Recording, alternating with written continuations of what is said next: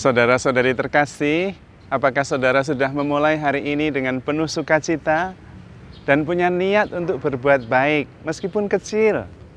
Semoga Tuhan memberkati niat baik saudara. Hari ini saya ingin mengajak kita semua merenungkan tentang pentingnya kesatuan, kerukunan, dan kekompakan. Saya akan mulai dengan sebuah kisah karikatur. Kita mungkin pernah melihat dua orang keledai yang diikat satu sama lain, dan ikatannya itu tight, cuman 1,5 meter. Kemudian keledai itu lewat sebuah jalan yang lebar. Lalu di depannya, di pinggir jalan, orang taruh makanan keledai, rumput hijau yang segar makanannya di sebelah sisi jalan. Di sisi jalan yang lain juga ada makanan yang segar. Maka secara instingtif naluriah, keledai itu langsung lari ke rumput makanan yang segar itu. Satu ke kanan, satu ke kiri. Dan apa yang terjadi? Mereka saling tarik-menarik. Karena ikatan leher mereka pendek, tidak sampai ke makanan itu. Dan berusaha, tidak berhasil. Lelah. Akhirnya mereka deprok. Akhirnya mereka terduduk kelelahan. Dan kemudian mereka melihat satu sama lain, dan akhirnya ada gambar senyum di mulut keledai. Tidak tahu keledai bisa senyum atau tidak. Namanya karikatur ya, boleh sajalah. Lalu mereka kemudian mengangguk-angguk. Dan akhirnya mereka sepakat, sama-sama ke arah sebelah kanan dulu, makan, habis, lalu ke sebelah kiri, makan, habis. Itu karikatur yang indah sekali. Tentang kekompakan, tentang kesatuan. Tapi kita perhatikan prosesnya. Itu adalah seperti proses dalam hidup kita. Tidak usah jauh-jauh. Di dalam diri kita itu ada begitu banyak tarikan. Badan kita menarik ke arah yang membuat kita merasa nyaman, tenang. Otomatis, naluriah. Misalnya, harusnya masih tidur tapi waker bunyi, lalu kita matikan waker dan kemudian lihat, masih pagi. Badan kita inginnya tidur terus, meskipun kita sudah setting alarm bangun jam tertentu karena mau melakukan sesuatu. Artinya antara niat, pikiran dengan badan kita seringkali yang satu kemana, yang satu kemana. Sama juga kalau sedang berbicara dengan pasangan. Badan kita mau menemani pasangan tapi lelah dan sebenarnya itu sedang tidak nyaman. Mau dengerin dia ngoceh terus, apalagi dia cerewet ngomong ini itu. Aduh, badan kita di situ tapi pikiran kita kemana-mana. Nah, itu berarti badan dan pikiran tidak kompak. Atau misalnya kita sedang berantem dengan seorang sahabat. Hati kita, pikiran kita harus segera berdamai. Tapi perasaan kita sedang bergemuruh. Dia yang salah, dia harus minta maaf dulu. Nah, itu artinya ada tarikan yang berlawanan. Hati kita, pikiran kita itu mau berbaik hati, tapi perasaannya tidak mau. Nah, itu seperti keledai tadi. Tarik kanan, tarik kiri, akhirnya lelah. Dan juga tidak mendapatkan apa-apa, tidak bisa makan. Maka perlu kesatuan antara pikiran, perasaan, dan hati kita. Seperti keledai tadi. Keledai itu akhirnya duduk dulu, hening dulu, lalu lihat kiri kanan. Itu artinya mengenali diri. Disinilah pentingnya meditasi. Meditasi itu saat hening, duduk, kemudian bertanya diri. Menyatukan pikiran dan perasaan dan badan kita. Apakah badan kita itu seirama, seiring, sejalan? Atau badan, pikiran, dan perasaan tarik-menarik? Jalan sendiri ke arah yang berbeda. Kalau seperti itu ya kita pasti lelah. Maka meditasi itu penting. Hening itu penting. Romo, tapi saya kan punya me time, Romo. Kalau pagi saya membawa anjing saya keliling, jalan-jalan. Itu bukan, iya itu me time, tapi bukan refleksi, bukan meditasi. Itu namanya menuntun anjing. Bermain dengan anjing tidak sama dengan meditasi, mencoba memikirkan perasaan, hati, badan supaya bersatu, tidak sama. Dan kita perlu itu. Bayangkan kalau pikiran kita, perasaan kita, badan kita, hati kita selalu satu. Wow, luar biasa. Kita tidak merasa lelah dan hasilnya luar biasa. Karena saling mendukung, sinergi antara pikiran, perasaan, dan hati kita. Tidak saling berlawanan. Kalau saling berlawanan nggak sampai kemana-mana. Sama seperti keledai tadi. Itu dalam diri kita. Karena itu Tuhan Yesus dalam bahasanya yang sangat sederhana mengatakan, bertobatlah. Selalu dikatakan begitu. Itulah saat-saat kita hening, saat-saat kita diam, dan saat-saat kita bertanya diri. Saya ini sebetulnya maunya apa? Perasaan saya maunya apa, pikiran saya maunya apa, kemauan saya maunya apa, badan kita maunya apa. Diperhatikan, lalu bagaimana, apakah bisa disatukan. Disitulah perlu pertobatan terus-menerus. Pesan Tuhan Yesus itu sederhana, bertobatlah. Maksudnya makin satulah dirimu. Antara pikiran, perasaan, dan hati, dan badan itu satu. Supaya sinergis dan punya energi besar untuk melakukan apa saja bisa. Kebanyakan masalah itu muncul karena kita seringkali merasa tahu tentang diri kita sendiri. Tidak mendengarkan badan kita maunya apa. Kita sudah lelah, pikiran kita tetap terus saja melakukan sesuatu. Akhirnya kita sakit. Sama dengan orang lain. Ini kalau sudah satu, sudah cukup, modalnya itu. Lalu dengan yang lain juga harus begitu. Yang lain itu bukan yang berbeda dengan diri kita. Kita itu adalah satu.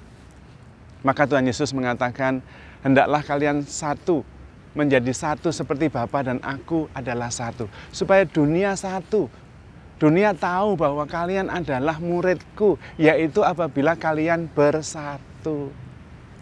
Kita sebagai murid Kristus adalah tubuh Kristus, itulah gereja. Kalau kita bisa bersatu, kita tidak akan bersaing dengan yang lain. Apalagi tarik-menarik, satu ke sana, satu ke sini. Tidak. Dan karena itulah suami istri disebut mereka bukan lagi dua, melainkan satu. Kalau mereka tidak satu, yang satu ke kanan, yang satu ke kiri, jadinya apa keluarga itu? Susah. Maka bersatu itu penting, sinergi itu penting. Pertanyaannya, kenapa kita sulit bersinergi? Kenapa kita sulit kompak? Kenapa kita sulit bersatu? Pertama, dasarnya karena kita sendiri tidak satu. Antara pikiran, perasaan, badan itu terpecah-pecah arahnya. Kita sendiri tidak bersatu.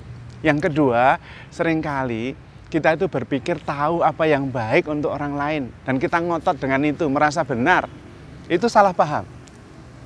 Saya maunya begini, maksud saya itu begini, ya itu maksudmu. Tetapi bukan yang baik untuk orang itu. Tanya orang itu baiknya apa. Jangan yang seperti kita pikirkan. Karena yang kita pikirkan tidak sama dengan yang orang lain pikirkan. Sebetulnya kita itu mengetahui tentang hidup ini sedikit sekali. Banyak hal yang kita tidak tahu. Apalagi tentang orang lain, tentang hatinya, tentang keinginannya. Tidak tahu. Bagaimana bisa tahu? Komunikasi. Tanya, mendengarkan, ikut merasakan, berempati. Itu yang paling pokok dalam membina kesatuan. Jangan merasa bahwa maksud saya baik, maksud saya begini, ya itu maksudmu. Kita itu hanya memegang, kalau perbandingannya, kalau ada jigsaw puzzle, gambar yang terdiri dari banyak potongan itu untuk disatukan, tentang kehidupan ini ada jutaan puzzle yang kita tidak tahu. Dan kita hanya paling mempunyai di tangan kita itu 10. Banyak-banyaknya itu 20. Lalu kemudian kita membuat gambar dari 20 itu. Lalu kita merasa sudah tahu. Tidak, masih ada jutaan di luar sana yang kita tidak tahu. Maka perlu berkomunikasi dengan yang lain, digabungkan dengan yang lain supaya ada gambaran luas dan penuh dan utuh. Dan itulah pentingnya bersinergi, bersatu.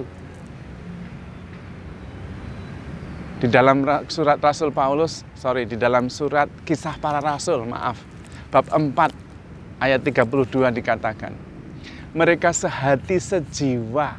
Nah, sehingga mereka tidak menganggap bahwa milik mereka adalah milik mereka sendiri, tetapi milik bersama, bisa saling berbagi, saling meneguhkan.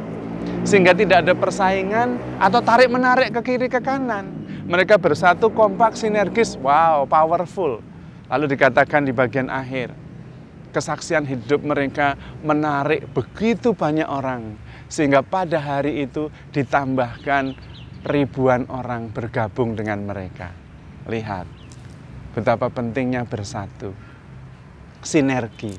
Karena sebetulnya yang di tangan kita, yang kita ketahui itu hanya sedikit sekali. Setiap hari kita bisa tambah pengetahuan, tambah bijaksana. Maka penting sekali bersatu, bersinergi. Penting sekali duduk bersama. Disebut dengan communal discernment. Sama-sama memikirkan apa yang perlu untuk kebaikan bersama. Dan modal utamanya adalah mendengarkan, berempati. Apa sebetulnya yang dia butuhkan. Bukan apa yang menurut saya benar, menurut saya baik, maksud saya baik. Itu baik sekali, tidak salah. Tapi seringkali yang menurut saya baik belum tentu baik untuk orang lain. Belum tentu juga itu yang dibutuhkan oleh orang lain. Maka penting komunikasi. Komunikasi itu bersama-sama sepakat menjadi satu. Sinergi. Nah, disitulah kesatuan yang kemudian membawa kehidupan bersama yang lebih baik. Kenapa suami istri kemudian kadang-kadang jalan sendiri-sendiri? Karena tidak mendengarkan benar-benar apa yang sungguh dibutuhkan.